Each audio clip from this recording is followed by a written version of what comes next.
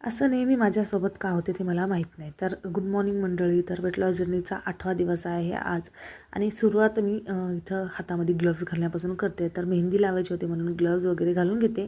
सकाळची सगळी कामं पटपट आवरून घेतली होती मी आणि मेहंदी लावायची होती म्हणून. तर इथं मी माझी मेहंदी आहे जी आता घेतलेली आहे जवळ आणि बघताय तुम्ही किती काळा असा कलर आलेला आहे. तर लोखंडी भांड्यामध्ये भिजू घातली तर हाच फायदा असतो आपल्याला, की जी मेहंदी आहे आपली तिला छान असा कलर येतो आणि नंतर केस पण खूप सुंदर राहतात. तर आता इथं मेहंदी लावायला सुरुवात केली होती मी आणि मला वाटलं नव्हतं की मेहंदी लावल्यानं खरंच मी बिमार पडेल. तसं तर भिवून मी कसं तरी लावायचा प्रयत्न करत होते. सहसा मला हिवाळ्यात बिलकुल नाही आवडत. तर कसंबसं करून लावून घेतली आणि इथं बघताय तुम्ही एकदम कार्टून दिसत होते मी. एकदम काळाभोर असा कलर आला होता केसांना माझ्या. तर आता 2 तास ठेवून नंतर मग मला धुवावं लागेल. तर इथं 2 तास झाल्यानंतर छान अशी कोरडी झाली आहे आता. बघताय हाताला बी बिलकुल लागत नाही. तर आता धुवून घेते.